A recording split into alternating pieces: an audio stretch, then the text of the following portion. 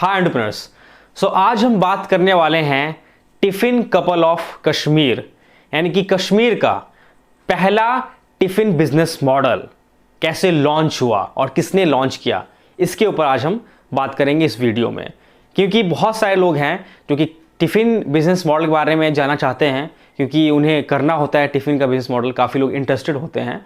तो आज हम इसके बारे में जानेंगे कैसे स्टार्ट हुआ। तो जैसे मैंने बताया, टिफ़िन कपल ऑफ कश्मीर, तो इस बिजनेस मॉडल को हस्बैंड वाइफ यानी डियोस ने लॉन्च किया कश्मीर के श्रीनगर में। श्रीनगर बेस्ड ये बिजनेस मॉडल है और इस स्टार्टअप का नाम है टिफ़िन आओ।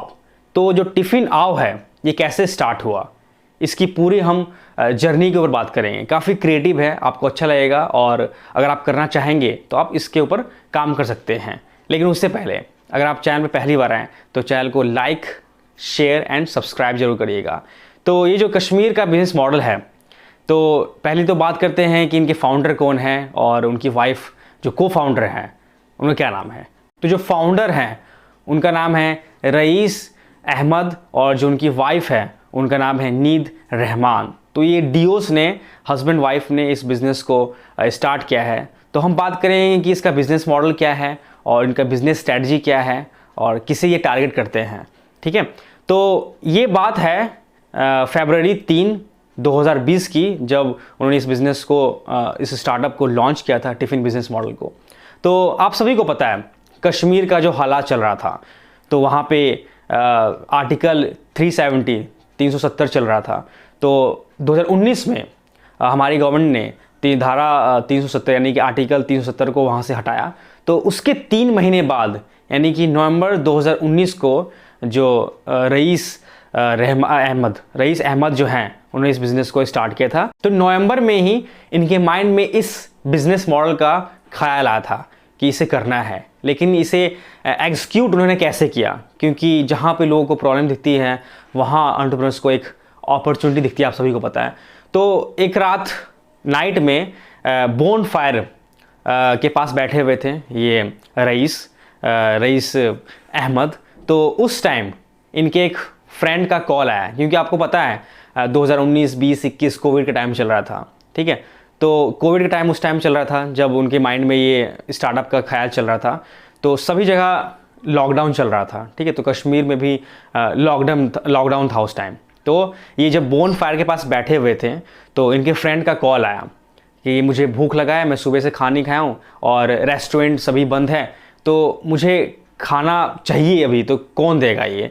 तो उन्होंने कहा कोई नहीं, मैं लेके आता हूँ। तो वो अपने किचन में गए और फिर खाना रेडी किया उन्होंने और एक टिफ़िन में बंद करके खाना वो उनके ऑफिस में गए देने के लिए अपने फ्रेंड के। तो वो खाना वहाँ पर उन्होंने ले लिया, खा लिया। फिर उसके बाद वो वापस आए तो उसी टाइम उनके माइंड में ये जो आइडिया है स्टक हो गया, क्लिक हो गया। अरे यार, जब लॉकडाउन है तो लोगों को खाने की बहुत रिक्वायरमेंट है। ठीक है, यहाँ पे कहीं खाना मिल नहीं रहा है सही से, रेस्टोरेंट्स बंद हैं और जो होम डिलीवरी करने का जो मॉडल है टिफ़िन का, ये काफ़ी अच्छा है, क्योंकि मेरे फ्रेंड ने मंगाया तो क्या पता लोगों को और इसकी ज़रूरत हो। तो इसके ऊपर उनका ध्यान आया, तो इस आइडिया के बारे में उन्होंने सोचा। और एक और सबसे बड़ा रीज़न था उनके माइंड में आया इस आइडिया को लॉन्च करने का, एग्जीक्यूट करने का, वो ये था, कहीं भी आप देखते होंगे रेस्टोरेंट में बहुत सारे लोग जाना नहीं चाहते हैं, वो चाहते हैं कि घर पे ही कोई बना हुआ खाना उन्हें मिल जाए। बहुत सारे अभी भी ऐसे लोग हैं जो चाहते हैं कि उन्हें घर का खाना बना हुआ मिले। तो उनकी वाइफ और उनका यही कहना था कि जो एक गरम प्लेट में घर का बना हुआ खाना गरम गरम प्लेट में रख के और आए और लोगों को मिले तो उन्हें बहुत अच्छा लगता है, घर का होममेड बना हुआ हॉट फूड, है ना।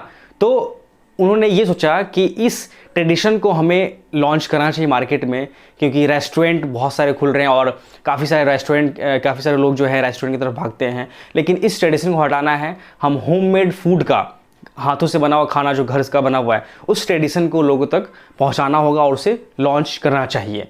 तो उनके माइंड में ये चीज़ चल रही थी। तो वहाँ से इनका बिज़नेस मॉडल स्टार्ट हुआ। जब वहाँ से वो डब्बा वापस लेके आए तो फिर उन्होंने अपने इस बिज़नेस को चालू कर दिया। उनकी जो वाइफ है वो खाना बनाती और वो डिलीवर करते हैं।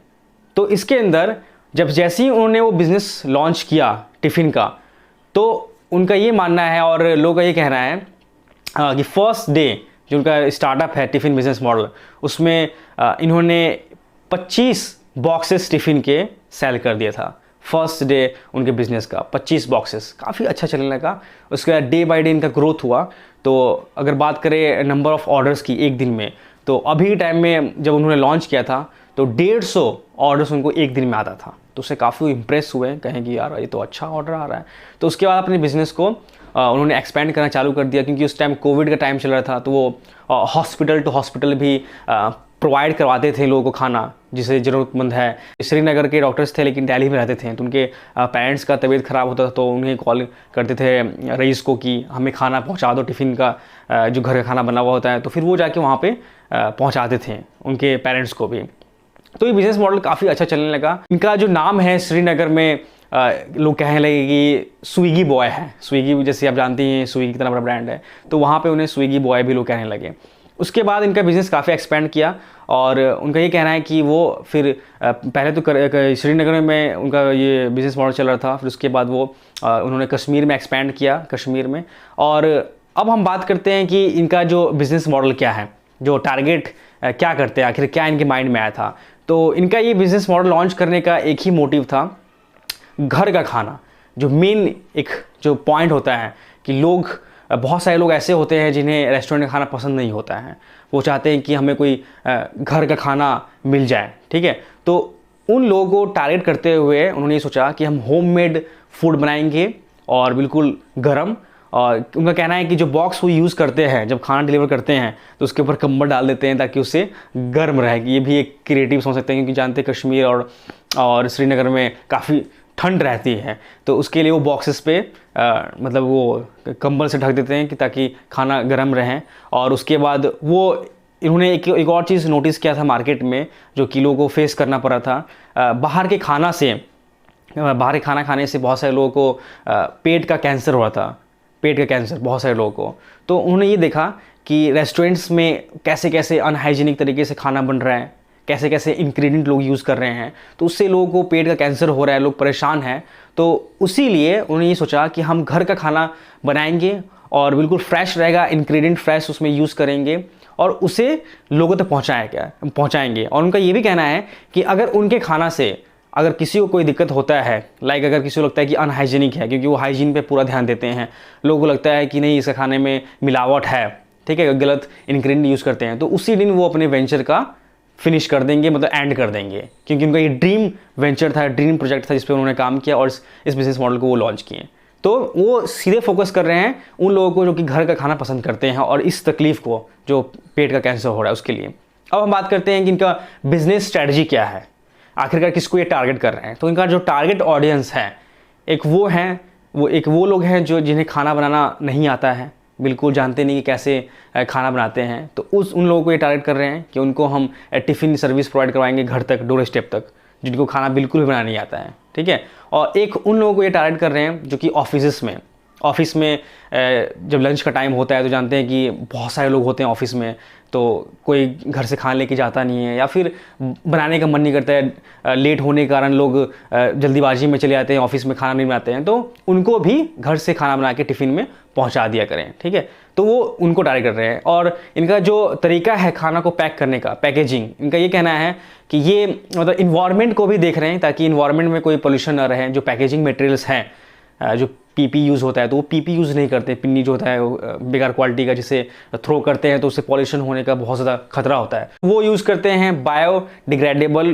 पैक्स, उसमें खाना पैक करते हैं जिसमें पैकेजिंग का पूरा ख्याल रखते हैं और पॉल्यूशन ना उससे फैले, तो इस चीज़ का वो ख्याल रखते हैं। तो ये कश्मीर का पहला ऐसा बिज़नेस मॉडल था जो कि आर्टिकल 370 हटने के 3 महीने बाद उन्होंने लॉन्च किया। तो काफ़ी क्रिएटिव बिज़नेस मॉडल है। तो मुझे लगा कि जो भी लोग अभी के टाइम में टिफ़िन बिज़नेस मॉडल करना चाहते हैं तो वो इस वीडियो को देख के कर सकते हैं, उनको एक नॉलेज मिल जाएगा। जबकि कश्मीर में चालू हो रहा है तो आप यहाँ भी कर सकते हो, ठीक है, इस तरीके से। तो ये काफ़ी क्रिएटिव बिज़नेस मॉडल लगा, तो फिर मैंने सोचा कि आपको ये बताया जाए। ज़्यादा नंबर ऑफ़ एम्प्लॉयज़ अभी उनके पास नहीं है, कम ही लोग काम करते हैं। वाइफ ही उनके शेफ़ है जो खाना बनाती है और खुद ही डिलीवर करते हैं, दोनों मिल के ही काम करते हैं और ज़रूरतमंद तक वो खाना अपना जो है फूड जो है होममेड वो बना हुआ डिलीवर करते हैं।